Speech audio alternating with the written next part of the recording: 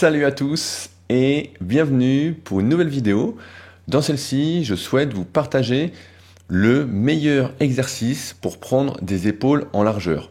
Comme vous pouvez le voir, ce ne sont pas les développés qui sollicitent principalement l'avant des épaules qui lui-même est déjà extrêmement sollicité par l'exercice de pectoraux, notamment quand on n'a pas la bonne morphoanatomie, qu'on est sur ma codification plutôt sauterelle ou gorille. Donc ce que vous pouvez voir à l'écran, c'est ce que je juge comme le meilleur exercice pour prendre de largeur des épaules quand on est un pratiquant de niveau intermédiaire et confirmé, c'est-à-dire qu'on a plusieurs années d'entraînement derrière soi.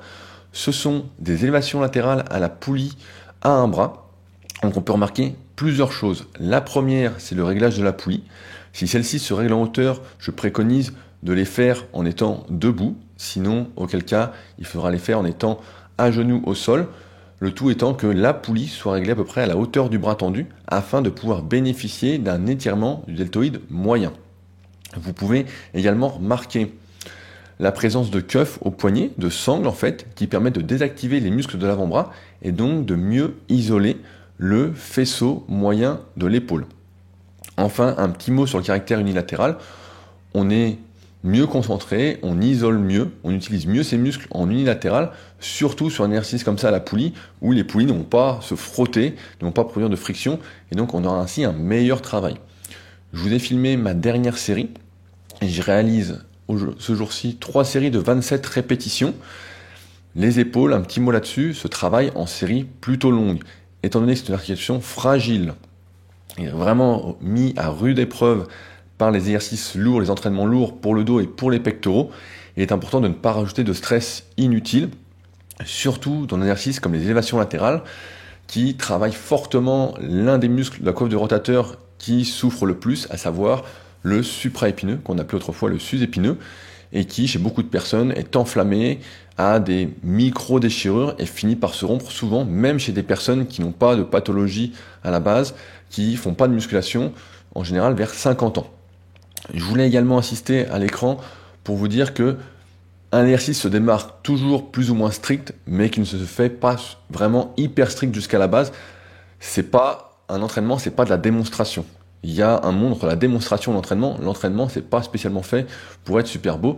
Le tout étant de savoir tricher sans augmenter drastiquement le risque de blessure, tout en augmentant l'efficacité. J'en reparlerai pour ceux que ça intéresse dans une prochaine vidéo, mais là vous pouvez voir donc une triche toute relative et qui me paraît bien plus efficace. Le deuxième exercice que je voulais vous partager, ce sont des élévations latérales avec haltères, un exercice que je recommande aux pratiquants débutants, semi-débutants et qui viennent de passer intermédiaires, qui ne sont pas encore assez forts pour utiliser la poulie, parce que pour pouvoir bénéficier de la poulie, faut-il être suffisamment fort. La plupart des poulies vis-à-vis commençant avec un premier poids relativement lourd, en général de 4,5 kg. Donc, les élévations latérales avec haltères, c'est un exercice par lequel je fais commencer tous mes élèves pour construire une base. Ça se fait aussi en série longue, je le fais faire en série même un peu plus longue, entre 15 et 50 répétitions, entre 3 et 4 séries avec au moins 2, parfois 3 minutes de récupération en fin de cycle de progression. Alors, il y a une technique particulière à adopter. Vous pouvez remarquer, donc j'ai mis la vidéo en accéléré si jamais je ne fais pas l'exercice aussi rapidement, mais je me disais que ça allait faire long à l'écran. Il faut le faire pratiquement en bras tendu, ça n'a pas spécialement l'intérêt de le faire bras fléchis, si ce n'est pour mettre plus lourd, mais comme c'est une histoire de levier, ça ne mettra pas plus lourd sur les épaules. Deuxièmement, il faut écarter latéralement. J'en vois beaucoup qui font des fois des élévations latérales en montant le bras un peu devant, dans ce cas-là ça travaillera un peu plus l'avant des épaules, et comme le but c'est d'avoir des épaules plus larges, mieux vaut bien écarter, encore une fois c'est un écarté latéral. Enfin, pour faire des séries aussi longues, j'utilise encore une fois la technique du rest-pause. Vous commencez à être habitué. Il s'agit de faire un maximum de répétitions sans avoir à l'utiliser. Et quand ça devient vraiment trop dur, que ça brûle vraiment beaucoup dans les épaules, on attend en bas avec les haltères en main. Personnellement, je prends 5 respirations sur cette vidéo où je fais une série de 80 répétitions avec 6 kg. C'est mon dernier exercice de la séance et c'est plutôt un petit plaisir. Je l'ai filmé pour la vidéo pour vous parler de ceci. Mais donc voilà, vous fixez en quelque sorte votre durée de récupération, de rest-pause, avec les haltères dans les mains, les bras le long du corps, ce qui permet de dissiper un petit peu la brûlure.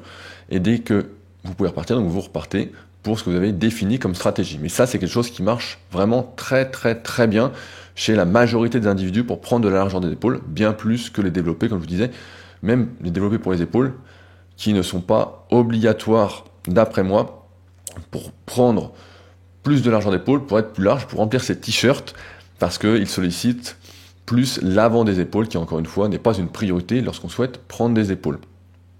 Sur ce, je pense que j'ai rien oublié. Vous savez normalement désormais quoi faire en fonction de votre niveau. Dans tous les cas, je pense qu'il faut bien commencer par les actions latérales avec haltères pour bien construire une base. Au moins monter jusqu'à 50 répétitions en série, donc sur 3-4 séries avec 8 kg en étant relativement strict. Et après quoi, on pourra passer à la poulie et bénéficier d'un étirement, d'une tension continue et prendre encore plus des épaules. Si jamais vous souhaitez aller plus loin, je vous rappelle que j'ai écrit une formation gratuite destinée aux pratiquants de musculation sans dopage. J'ai mis pas mal de conseils que j'aborde jamais et que j'explicite vraiment en détail. C'est sans engagement et c'est le premier lien dans la description pour ceux qui s'intéressent d'aller plus loin, d'en savoir plus sur mes recommandations pour progresser sans dopage. Vous avez juste à cliquer dessus et vous allez recevoir une série de 7 emails assez loin, faut aimer lire, sinon c'est pas la peine. Si ça vous intéresse pas, ne vous inscrivez pas pour la recevoir. Mais voilà, j'ai vraiment mis le paquet dessus. Donc si ça vous intéresse, premier lien dans la description. Et si jamais vous souhaitez voir quelque chose de particulier dans ces vidéos, que j'aborde un exercice en particulier ou un muscle, etc. Ou si vous avez des questions sur ce que je viens d'expliquer, n'hésitez pas à utiliser l'espace commentaire de YouTube. Il est fait pour ça, je ferai au mieux pour vous répondre et pour qu'on essaye de mieux progresser ensemble. Sur ce donc, on se retrouve la semaine prochaine pour une nouvelle vidéo. Bon entraînement!